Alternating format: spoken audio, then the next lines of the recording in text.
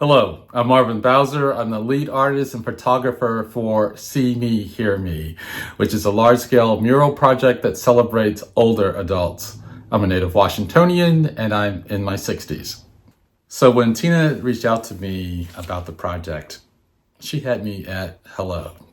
I'll walk you through my project phases: planning, content creation, curation, production, and installation. So planning.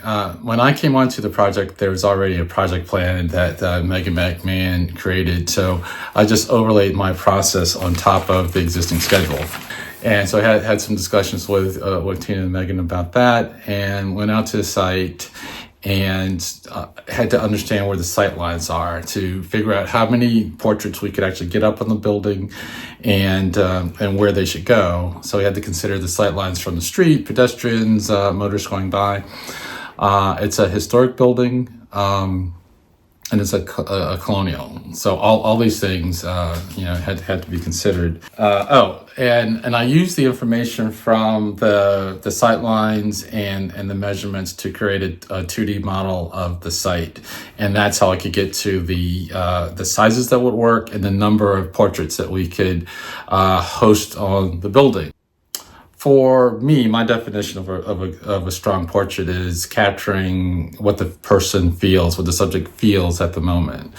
And for this project, I wanted to see some joy. I wanted to see some happiness. I wanted to celebrate their senses of security and their determination to continue. So that's what we strove to do. And to do that, to attain those goals, I had to spend some more time at Forest Hills, because I didn't just want to parachute in. I wanted to be there enough so that they would be familiar with me being in their space. And with all my gear, it's a lot. And I wanted to have some fly on the wall opportunities where I could get some wonderful candids where they don't even know that I had taken a picture. Everyone gave consent though.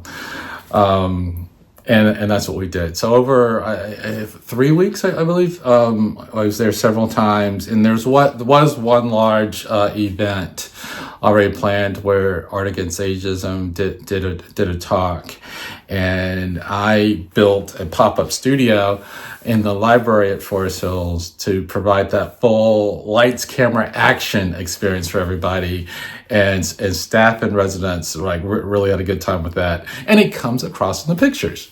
Okay, so in the content curation phase, I took over 2,000 pictures.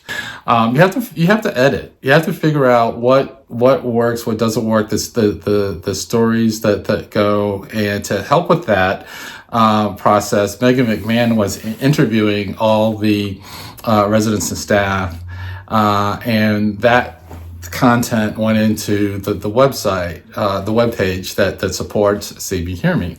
So if you actually touch an image, you'll see the stories of the person depicted in the image, which is kind of cool. And I was able to, that helped me make decisions about which images to include when working in concert with Tina and Megan.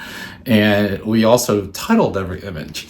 Megan, being on site more, was able to really provide amazing information about the residents so we have more insight into their full lives, which is just priceless. So as a final part of the curation process, I created 4x4 foot PDF images of the portraits, and according with a specification that I developed and it had already shared with the printer. Per the program schedule, the printer had about 2 weeks to create the prints of the images, and they're printed on bond paper and with a UV cured ink. And there are 70 portraits, 4x4 feet.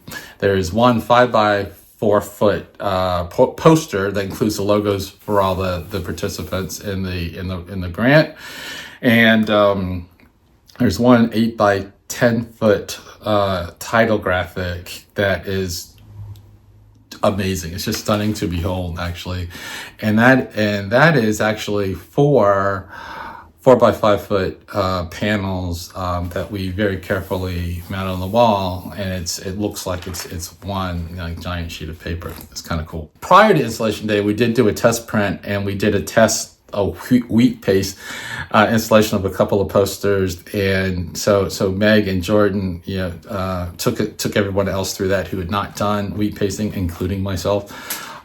So we were veterans, by time it was time to do the installation.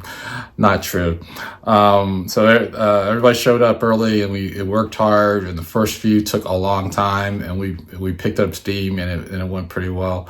In the course of the day, we hung everything in one day, and we were sore for it the next day, but it was really cool to see it come to life. And that's the cool part of being an artist, is it's cooler when it's at this scale and outside in the public, where it's just open for everybody to enjoy.